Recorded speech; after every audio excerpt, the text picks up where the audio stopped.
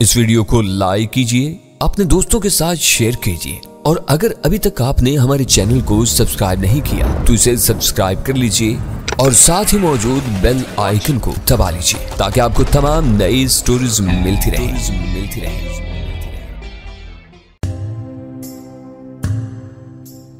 बेहतर यही है कि मैं अमरीकियों को भूल जाऊं। वो संजीदा और बुर्दबार अफसर था, मगर इस वक्त यकायक जज्बाती हो गया। उसने अंदाजा लगा लिया था कि उसका मुखलिसाना मशवरा मुझे पसंद नहीं आया था। वो देर तक फोन पर मेरी दिलजोई करता रहा और चंद दो तरफा वादों के बाद वो गुफ्तगू खत्म हो गई। दिन ढले अव्वल खान से मेरी तफसीली बातचीत हुई।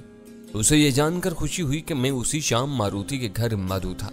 जॉन स्मिथ के साथ होने वाली बातों पर उसका रद्द-ए-अमल जलाल से बिल्कुल मुख्तलिफ था। दोनों में फर्क सिर्फ इतना था कि जलाल ज़ाब्तों का असीर और अपने बड़ों को जवाब देता, जबकि STF का हर स्टेशन कमांडर अपनी जगह पर एक मजबूत अकाई था। अपने अमल और फैसलों के लिए सबसे पहले वो अपने ज़मीर के सामने जवाब देता। उसके बाद उसका सिर्फ एक चीफ था जो अपनी पेशगी हदायत की हदूद में अपने कमांडरों के हर फैसले को मिन्नो-अन कबूल कर लेता था। वीरा दिन भर मेरे आस पास ही मंडलाती रही। वो किसी जरूरत के लिए अपने कमरे में गई तो जल्द ही वापस आ गई। मैंने दानिस्ता मारुति को फोन नहीं किया। मुझे यकीन था कि वो बहुत बेचैनी से मेरी कॉल का इंतजार कर रही होगी, मगर मैं वीरा को बोलने का मौका नहीं देना चाहता था। 4 बजे मैंने किसी गैर मामूली एहतमाम के बगैर कपड़े तब्दील किए तो सुल्तान शाह मेरे पास आ पहुंचा और राजदाराना लहजे में बोला, तुम चाय की दावत पर जा रहे हो तो तुम्हें एक ड्राइवर की जरूरत भी होगी। मैं गैर जरूरी तौर पर किसी का इनकी नजरों में आना पसंद नहीं करता। तुम इनसे ताल्लुक की नज़ाकत को समझने की कोशिश करो तो अंदाजा होगा कि तुम्हारा वहां जाना ठीक नहीं है। मैंने उसे समझाया, जहां जरूरत होती है मैं खुद किसी न किसी को अपने साथ ले जाता हूं। मेरी संजीदगी की वजह से उसे कोई दूसरा सवाल करने की हिम्मत नहीं पड़ी। गजाला को मुझे जूतों की तलाश के बहाने से खुद कमरे में बुलाना पड़ा। वो दरवाजा बंद करके जूं ही पलटी तो मैंने सख्ती से उसे दोनों बाजुओं से थाम दिया। वो कसमसा कर बाजू छुड़ाने की कोशिश करने लगी तो मैंने कहा, रवि और मारुति के घर जाने की इजाजत है? मैंने तो आपको कभी नहीं रोका, आप जरूर जाएं, शौक से जाएं।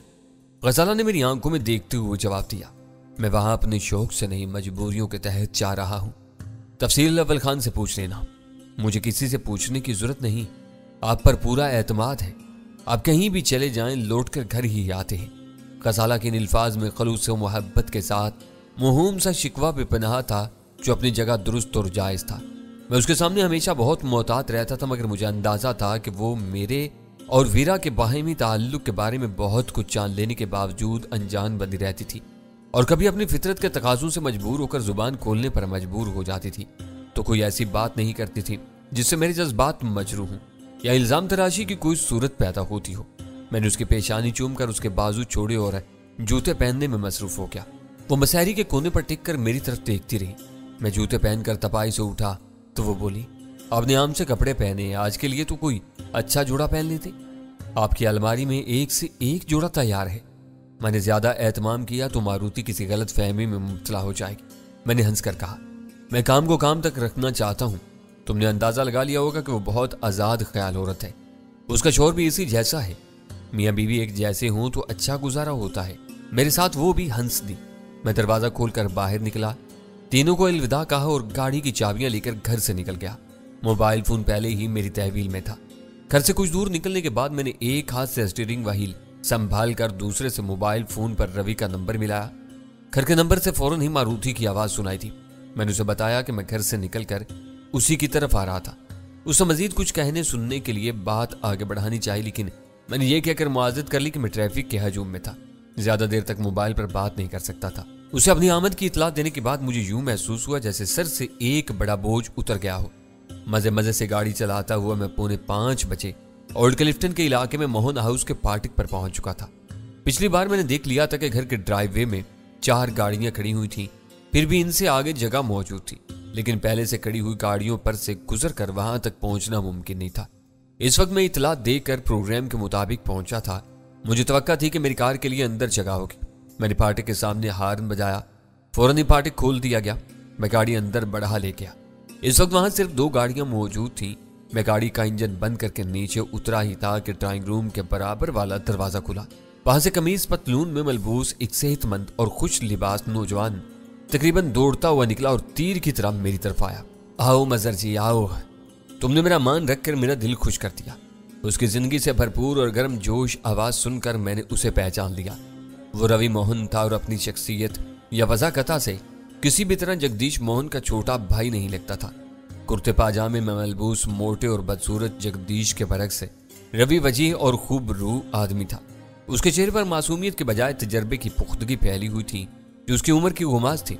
वो करीब आते ही ऐसी गर्म जोशी के साथ मुझसे बगलगीर हुआ जैसे बरसों का शनासा हो। तुम आज बहुत ज्यादा खुश हो या हमेशा ऐसे ही खुश खुरम रहते हो? मैंने मुस्कुराते हुए पूछा। आज मैं तुम्हारी वजह से बहुत बहुत ही खुश हूं। वैसे भी मैं सदा खुश रहने का आदी हूं। मेरे सीने से अलग होते हुए बोला तो उसके सांस में अल्कोहल की हल्की सी बू मौजूद थी। उसने मेरे पहुंचने से पहले शराब पी थी और इसी वजह से उसकी खुशी दोबाला हुई जा रही थी। वो मेरे आगे बिछा जा रहा था।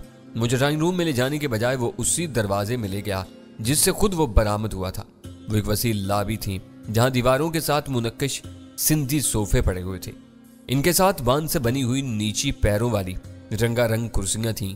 दीवारों और तपाइयों पर थर की दस्तकारियों के बहुत से दिलकश शाहकार सजे हुए थे जिनमें कई रलियां तिनकों से बनी हुई नफीस और नाजुक टोकरियां, सरकंडों के छिलकों से बनी हुई बड़ी बड़ी दीवार गिर तस्वीरें और मोर के परों के दायरे शामिल थे। वो लाबी जगदीश के ड्राइंग रूम से ज्यादा आरास्ता, कुशादा और तासुर अंगेज थी। मेरा ख्याल था कि रवि मुझे वहीं बिठाएगा, मगर वो मुझे साथ लेकर उन अंदरूनी जीनों की तरफ ले गया जो बहुत कुशादा गुलाई में ऊपर जा रहे थे। जीनों से नया कालीन शुरू हो गया। अंदर कदम रखते ही मुझे महसूस हुआ कि पूरे घर में अल्कोहल की हल्की सी बू रची हुई थी। अपने कारोबार की वजह से शायद वो लोग घर के किसी हिस्से में शराब का जखीरा रखते थे। चंद जीने तय करते ही मुझे मारुति नजर आ गई जो गुलाबी साड़ी में मलबूस सीढ़ियों के इख्तिताम पर हमारी मुंतजिर थी। मजहर जी, ये है मेरा घर और ऊपर खड़ी है मेरी बीवी मारुति, रवि कह रहा था। मेरी निगाहें पूरी तरह ऊपर उठ गईं। उसने साड़ी बहुत करीने से बांधी हुई थी। ब्लाउज की तैयारी में पूरी एहतियात की गई थी कि जरूरत से ज्यादा सूत जायद भी कपड़ा मौजूद ना हो। निचले गले वाला वो ब्लाउज पेट का हिस्सा शुरू होते ही खत्म हो गया था। पहले से नजर आने वाले आसार बता रहे थे कि पुष्ट पर वो ब्लाउज महज पट्टियों तक महदूद हो गया होगा।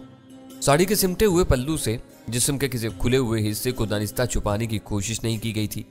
हल्के मेकअप में अपने माथे की बिंदिया के साथ इस वक्त मारुति एक बिल्कुल नई औरत नजर आ रही थी। हेलो मजर डार्लिंग। ऊपर पहुंचते ही मारुति मेरे इस्तकबाल के लिए आगे बढ़ी। उसने अपना गुदाज और मखरूती हाथ आगे बढ़ाया हुआ था। मैंने जरा सख्ती से उसका हाथ थाम लिया। उसका चेहरा बेइख्तियार मेरी तरफ झुकता चला आया।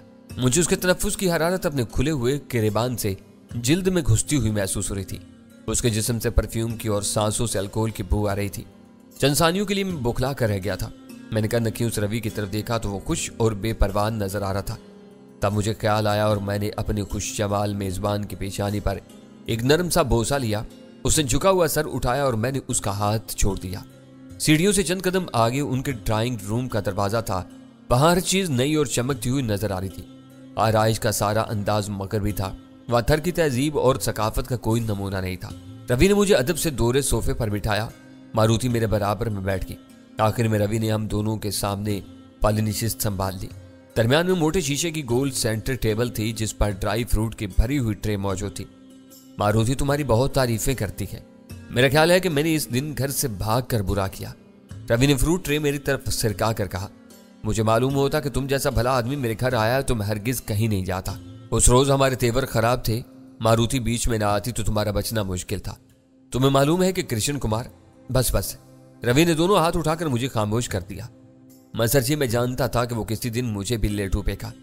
उसने मेरे गिर्द धीरे धीरे जाल डाला था। अब उसका जिक्र करके अपना मूड खराब न करो। ये बुने हुए काजू लो। मारुति ने मुट्ठी भरकर काजू मुझे थमा दिए। बहुत खस्ता और लजीज है। मैंने नजर भरकर उसकी तरफ देखा। उसकी चमकती हुई शोख आंखों में शरारत थी। वो खिलखिलाकर हंस पड़ी। मैंने अपनी मुट्ठी ट्रे में हल्की की और बचे हुए चंद काजू मुंह में डाल दिए। हमें बैठे हुए चंद ही मिनट गुजरे थे कि एक अधेड़ उम्र खादमा लदी फदी ट्राली पर चाय और दीगर लवाजम ले आई। मैंने खास तौर पर नोट किया कि टी कोजे के साथ ट्रे पर 3 प्यालियां मौजूद थी। मारुति ने उठकर ट्राली खुद संभाली और मुलाजमा को लौटा दिया। क्या तुम दोनों भी मेरे साथ सिर्फ चाय पर गुजारा करोगे? मैंने रवि से पूछा। और नहीं तो क्या, मैंने तुम्हें टी पार्टी पर बुलाया है। चाहो तो अभी ये कॉकटेल पार्टी बन सकती है। मैं सिर्फ चाय लूंगा।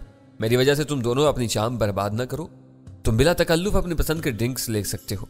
अरे नहीं मजहर जी, हम इतने बुरे मेजबान नहीं हैं। ऐसी बदतमीजी और वो भी तुम्हारे साथ कैसे कर सकते हैं? इन्हें अपनी राह पर लाने के लिए शराब नोशी पर उकसाना जरूरी था। मैंने कहा मैं तुम्हें इस बदतमीजी का हुक्म दूं तो क्या तुम करोगे? तामील। रवि से पहले मारुति बोल पड़ी। हम तुम्हें नाराज नहीं कर सकते, बस तो फिर इसे मेरा हुक्म ही समझो, मैंने मारुति से कहा। उसने आंख से रवि को इशारा किया। वो अपने दाहिने हाथ की उंगलियां चूम कर उठा और दौड़ता हुआ अंदरूनी दरवाजे से गुजर कर गायब हो गया। मारुति ने धीरे से मेरी टांग पर हाथ मारा। मैंने उसकी तरफ देखा तो वो आंख मार कर मुस्कुराई और बोली, तुमने देखा कि रवि कैसे हैं? हम दोनों एक दूसरे पर अंधा एतमाद करते हैं और एक दूसरे की इज्जत नफ्स को मजरूह नहीं करते। देख लो हम कितने खुश हैं।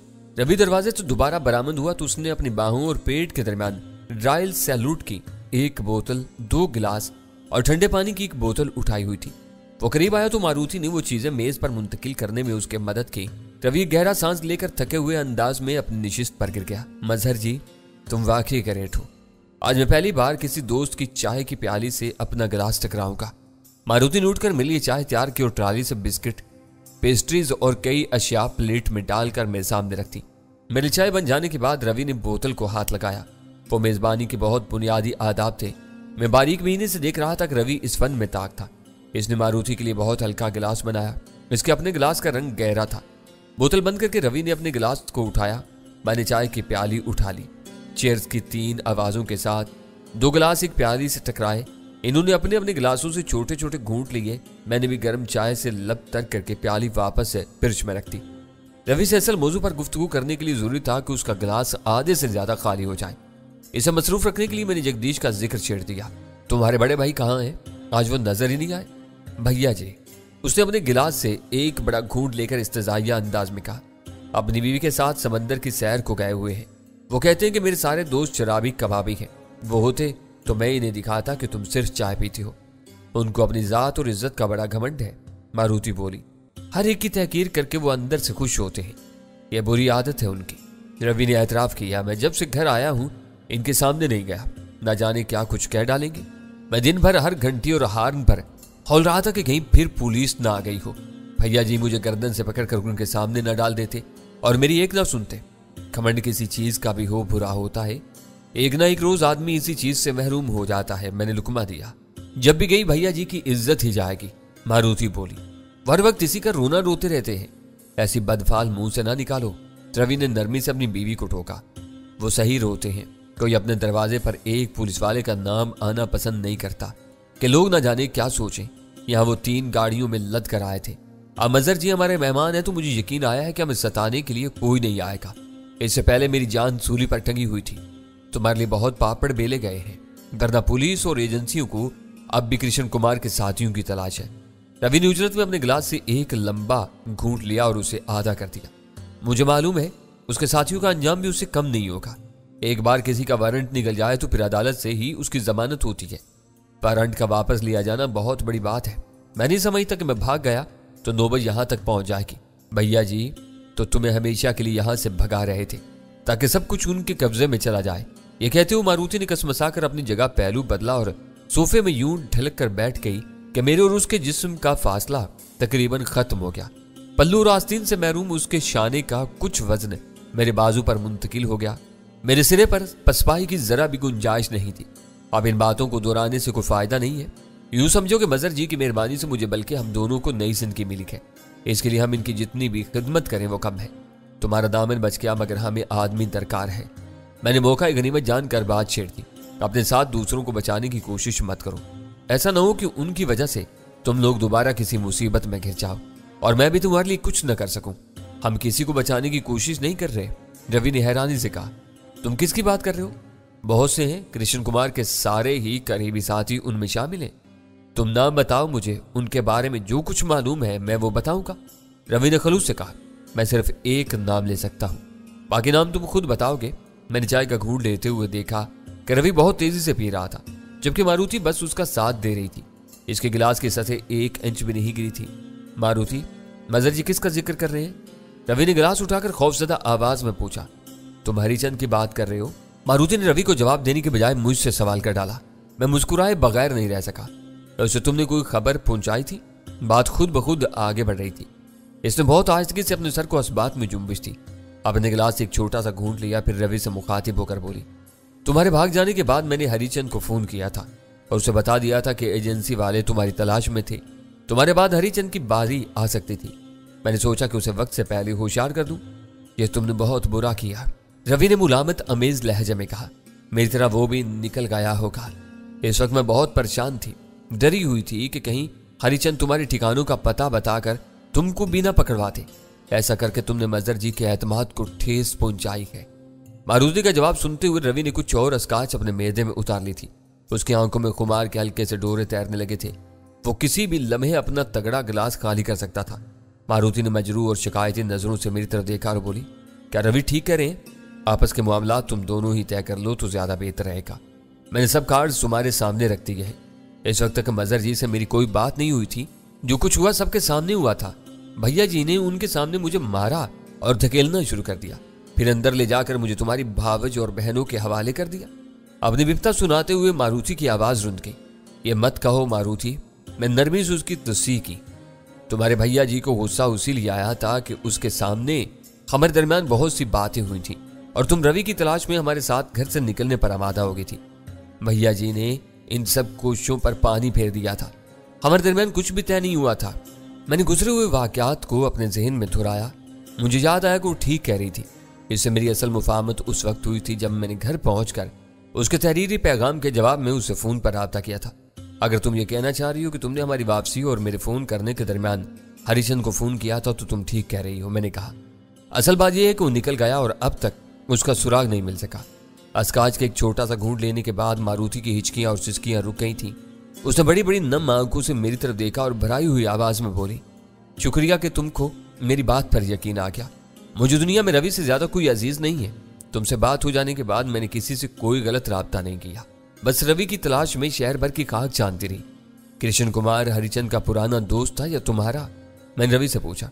मैं अपने अगले सवाल से पहले मारुति को अपने ओसान बहाल करने के लिए कुछ वक्त देना चाह रहा था कि वो दोबारा रोना धोना शुरू न कर सके। कृष्ण कुमार निचले और दरमियानी तबके में उठने बैठने वाला आदमी था। वो इनसे काम लेता था और इन्हीं के काम आता था। उसकी हरिचंद से बहुत पुरानी दोस्ती थी। उसे पुरानी जगह छोड़कर हमारे पास नौकरी करने के बाद कृष्ण कुमार को मुझसे मिलवाया था, रवि ने बताया। उसने अपनी दफ्तरी कार तुम्हारी इजाजत से कृष्ण कुमार या उसके आदमियों को दी थी। मेरे फरिश्तों को भी उसकी इस हरकत का इल्म नहीं है। कार का क्या किस्सा था? कृष्ण कुमार के आदमियों ने हरिचंद की गाड़ी में कराची आकर एक बड़ी वारदात की थी और वो गाड़ी रंगे हाथों पकड़ी गई। मैंने मारुति को सुनाने के लिए 2 फिक्रों में वो तफसील सुना डाली। वहीं से तुम मेरे पीछे लगे होके, उसने खोई खोई आवाज में हैरत से कहा। वो नमक हराम मेरी आस्तीन का सांप निकला। ये कहकर वो मारुति की तरफ मुतवज्जा हो गया। मारुति, तुमने सुना कि मजर जी क्या बता रहे हैं? मैं सब सुन रही हूं। यह कहकर मारुति ने मेरे आगे दोनों हाथ छोड़ दिए और गिड़गिड़ाने लगी। रवि मेरी जिंदगी है, इन पर कोई आंच आती हो तो हरिचंद को फांसी लगवा दो, लेकिन ऐसी कोई बात ना हो तो इसे बचा दो। वो मेरा अकलौता मामूजाद भाई है। मैंने मारुति को कोई जवाब देने की बजाय बदमजगी से रवि की तरफ देखा और कहा, मैंने ये बात बहुत देर पहले बता दी थी कि अपने साथ दूसरों को बचाने की कोशिश ना करो, वरना तुम ऐसी मुसीबत में पड़ोगे कि मैं भी कुछ नहीं कर सकूंगा। इस वक्त तक रवि के चेहरे से सारी शोखी और बेपरवाही काफूर हो चुकी थी। दुनिया की सबसे महंगी विस्की के नशे और फिर मौजू की संगीनी की वजह से उसका चेहरा बहुत गंभीर हो चुका था। उसने उजरत में अपने लिए नया गिलास तैयार किया जिसमें शराब और पानी की मिकदार यकसा थी। उसने वहशत के आलम में नए गिलास से तल्ख स्याल का एक कदरे छोटा सा घूंट लिया, फिर मारुति की तरफ मुतवज्जा हो गया। अब कोई गुंजाइश नहीं रही। हम दोनों में से किसी एक को फांसी के फंदे पर लटकना होगा। वो तुम्हारा बहुत चहेता और मुंह चढ़ा भाई है। उसने तुम्हें जरूर बताया होगा कि वो कहाँ छुपेगा। मजर जी को अब इसका पता बता दो। मारुति के जुड़े हुए हाथ मायूसी और बेबसी से उसकी गोद में गिर गए। उसने रवि से कहा, हरिचंद ने अपना ठिकाना सिर्फ इसलिए बताया था कि तुम्हें कोई जरूरत पेश आ जाए तो उस तक पहुंचा जा सके। ये मेरी बदकिस्मती है कि आज मेरे शौहर की जिंदगी के लिए मामूजाद भाई के खून की जरूरत है। रवि, मैं तुम्हारे लिए कुर्बानी भी दे डालूंगी। हरिचंद हाला में मिलेगा। हाला एक खासा बड़ा शहर है, इसे कहाँ कहाँ ढूंढा जाएगा? रवि ने रसानिये से पूछा। वो भट्ट शाह में किसी मलंग के रूप में छुपा हुआ होगा। मारुति ने आखिरी कलीद भी सामने रख थी। हम उसे नहीं पहचानते। खतरा भांपकर वो फकीरों की भीड़ में कहीं गायब हो सकता है। मैंने रवि से कहा, इस पर हाथ डालने के लिए तुम्हें हमारे साथ हाला तक चलना होगा। इसके बगैर काम नहीं बनेगा। मैं इसी वक्त चलने के लिए तैयार हूं। 3 घंटे में वहां पहुंच जाएंगे। मैं भैया जी के साथ अकेली यहां नहीं रहूंगी। वो कचौके दे दे कर मेरी जिंदगी दो बार कर देंगे, मारुति बोली। रवि की मुस्तफसराना निगाहें मेरे चेहरे की तरफ उठ गईं। मैं लम्हा भर के लिए सोचा, इस सफर के बारे में गजाला, वीरा और सुल्तान शाह के रद्द-ए-अमल का अंदाजा लगाया, फिर रवि को मना कर दिया। मारुति का वहां जाना मुनासिब नहीं होगा। अब मैं 1 मिनट के लिए भैया जी की बदजुबानी बर्दाश्त नहीं कर सकती, मारुति ने एहतजाज किया। तो मैं इसके लिए मजबूर नहीं किया जा रहा, मैंने जवाब दिया। आज की रात तुम किसी होटल के पुरताइश कमरे में गुजार लो। कल वापसी पर रवि तुम्हें होटल से घर ले आएगा। ये तुम्हारे मसले का सबसे आसान हल है। मजहर की तजवीज बहुत मुनासिब है। रवि ने अपना फैसला सादिर कर दिया। एक भाई की गिरफ्तारी पर बहन का जाना किसी तरह मुनासिब नहीं है। ना जाने वहां क्या हालात हूं। अगर वो मुजाहमत करता हुआ मारा गया तो तुम कुछ भी कर सकती हो। वैसे भी ये लंबा सफर बहुत थका देने वाला होगा, तुम हाल से बेहाल हो जाओगी। आज की रात तुम पीसी या शेराटन में गुजार लो, सुबह से पहले हम लौट आएंगे। तुम कहते हो तो यही ठीक है। मारुति ने किसी बहस के बगैर उसकी बात मान ली। इन दोनों के दरमियान मुफाहमत की बुनियादी वजह शायद ये थी कि वो एक दूसरे पर हुक्म मुसल्लत करने की कोशिश नहीं करते थे, दलील के साथ बात समझाते थे जिसे दूसरा फरीक मान लेता था। इस मरले पर अचानक मुझे याद आया कि इस खेल के एक अहम किरदार को तो सबने बिल्कुल भुला दिया था। कृष्ण कुमार हमारे घर में घुसा तो उसके साथ भिखारी के रूप में एक और आदमी था जिसे उसने नरेश कहा था। इसने हमारा घर देखा हुआ था, इसे तलाश करने की कोशिश की गई थी और ना ही इसका कोई जिक्र आया था। तुम नरेश नामी किसी शख्स से भी वाकिफ हो? वो ख्याल आते ही मैंने रवि से पूछा।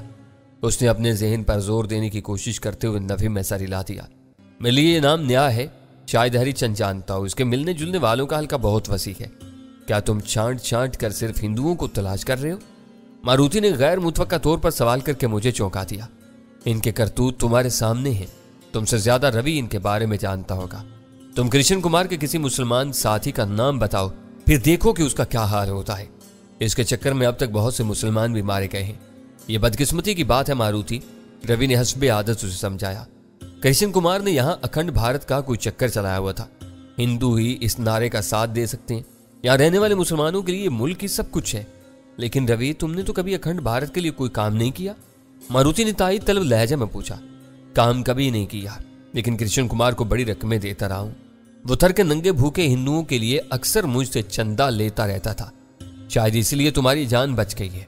कृष्ण कुमार के चंद करीबी साथियों की निशानदेही करके तुम अपना बोझ हल्का कर सकते हो। मैं पूरी कोशिश करूंगा, उसने सादगी से कहा। फिर पूछा, हमें आला किस वक्त रवाना होना है? तुम अपना गिलास खत्म करो, मैं देखता हूँ। इतना पी लेना कि हाला पहुंचने तक तुम गहरी नींद सो रहे हो। यह कहकर मैंने अपनी जगह छोड़ी और ड्राइंग रूम के एक गोशे में जाकर अव्वल खान से राब्ता कायम करने की कोशिश करने लगा। वो अपने दफ्तर से निकल चुका था। उसे मेरी चाय की दावत का शिद्दत से इंतजार था। मुझे तवक्का थी कि मुझसे बराह रास्त गुफ्तगू के इरादे से वो हमारे घर पहुंचा हुआ होगा। मैंने घर का नंबर मिलाया तो दूसरी तरफ से वीरा की आवाज सुनाई दी।